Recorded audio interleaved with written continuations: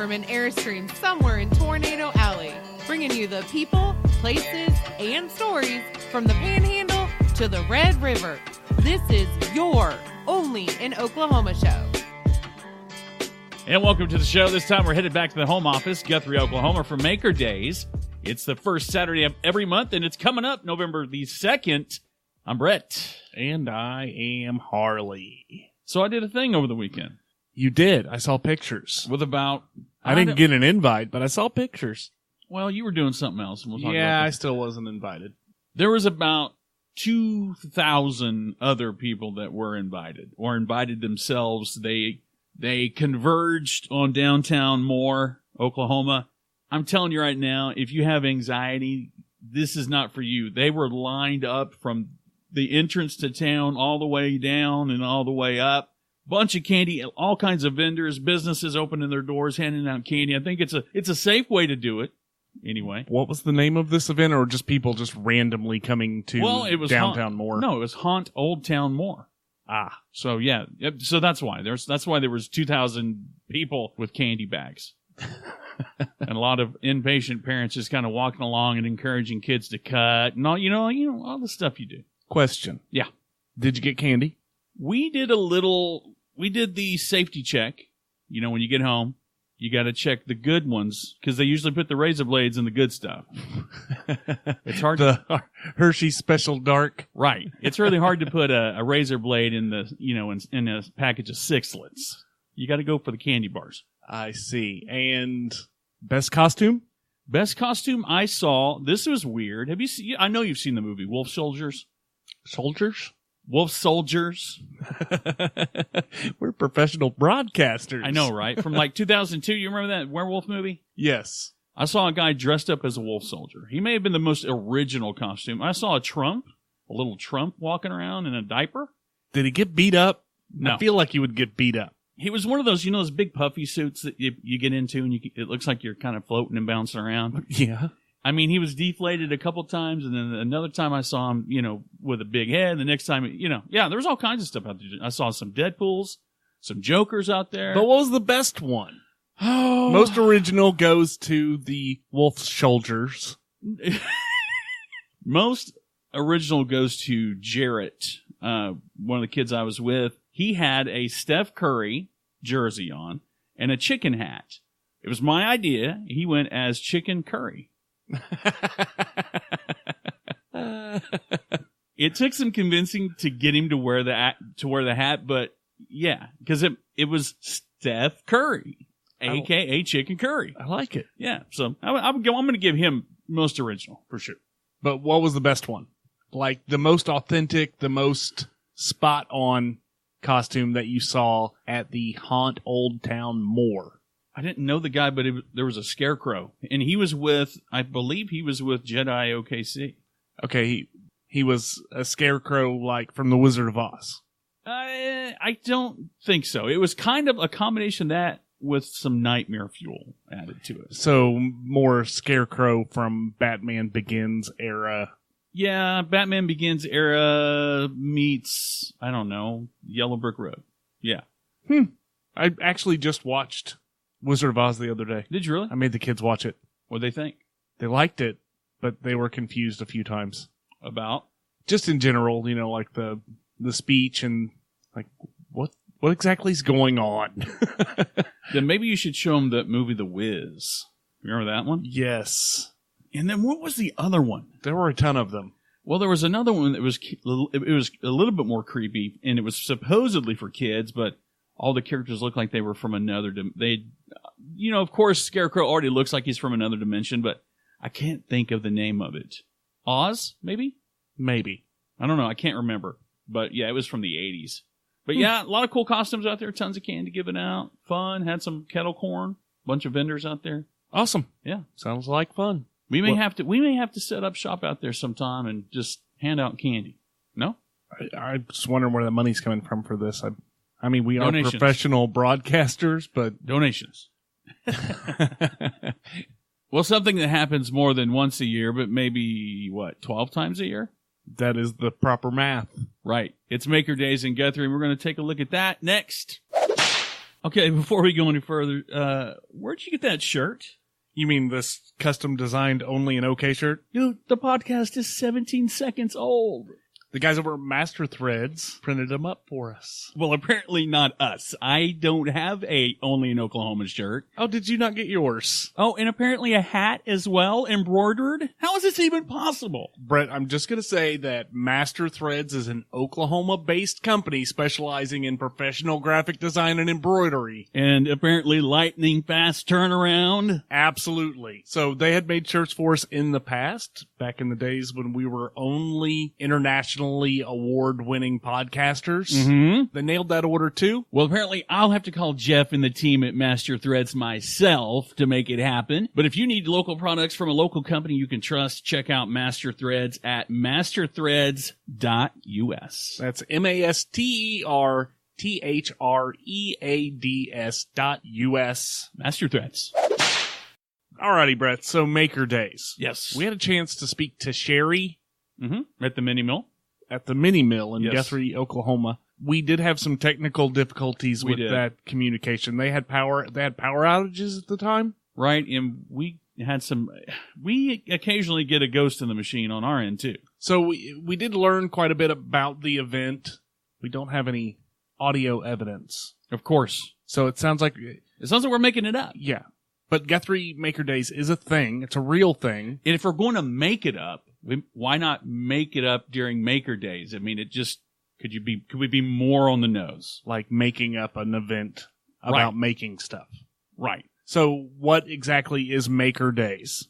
Well, Maker Days is kind of an all-ages event. People come and certain vendors and shops open and kind of give you a little bit of a hands-on. I kind of look at it as a way that they bridge community with commerce a little bit. You can kind of go in and make your own handmade wares. Right. Now, the nice thing about it, one of the cool things about it, is that you get to learn some new skill sets or improve upon some skill sets. Mm-hmm. There are a lot of shops, local artists, and things of that nature that are all participating in the events. It happens the first Saturday, like you said, of every month, and they do something different every month, so it's kind of hard to get your arms around trying to explain it to the general public. Some ideas as to what you might find there. And obviously we're going to include links in the show notes so that you can follow this to make sure that they're including types of activities that you want to participate in. This month, the name of the store is Home Sweet Home on the Range. Mm-hmm. And they're doing corn husk dolls. These things are kind of creepy. They're cute. But they're cute. Okay, the cool thing is if you like your cute kind of creepy and your creepy kind of cute, you can kind of make it your own way for about $12. That includes a doll. You can get all the accessories with it. But more importantly, they're going to walk you through in a class. They're going to show you how to do this. They're going to show you how to make this creepy little doll. Don't say that. Somebody out there is taking offense. I'm sorry. Dolls are kind of creepy just in general. You're making a corn husk cringe right now somewhere that's listening to them. That's rude. But you're definitely going to want to reserve your spots, whether you go to the November Maker Days or any Maker Days in the future. Mm-hmm. You're always going to want to reserve your spot. It's really popular. Yeah, it is really popular. People like getting out there and doing new things and trying out. Well, and I tell you, one of the most popular things in Guthrie. Now, I've been around, okay? There have been places like Wine and Palette and Pino's Palette and things like that. But the Tipsy Artist Palace in Guthrie, they put some asses in seats up there. And that's something they're going to be doing. They've got a special running that first weekend as well. If you come in, they're going to be doing the Holiday Farm Party paintings. There's a bunch of different paintings that are going to be taking place. I can't tell you all of them. You'll have to go to their Facebook page and check them out. But what I like about them, they're welcome beginners. You don't have to be some New York big shot. And their motto is relax and succeed. So I'm assuming by the name Tipsy Artist that you're going to get boozed up a little bit. Yeah. But I also see that children 12 and up are welcome. So accompanied by an adult, of course. Yeah, but I'm wondering what kind of beverages we're giving the kids here. Cutters. What's another one? O'Doul's. Grape juice. A sparkling cider, perhaps. But yeah, the wine bar opens at 5:30. Painting starts about 6:30. Food and drink are provided. It's not BYOB. No outdoor drinks or snacks. They're going to have cheeseburgers, man. So the theme is holiday farm party. Right. But is it okay if we paint a cheeseburger? Because we like cheeseburgers. You can literally paint. I mean, they're going to give you, here's the outline to trace, and here's where the paint by numbers. Go have fun. Paint whatever you want. Art is subjective as well. Just like comedy. Not everybody thinks we're funny. But art We do. Art is subjective. So the tickets are normally $40. Yeah. But they're running specials all month long, and right now you can get in for $24.97. Yeah. Which is a smoking good deal for an evening of fun. And you get a painting at the end of it. I'm going to give you 25. You're just going to round up? I'm just going to round up. If I got cash on me, I'm giving you a 20 or, 2 10s and a 5 or however you want it. You're getting $25. I think it's worth 25. Absolutely.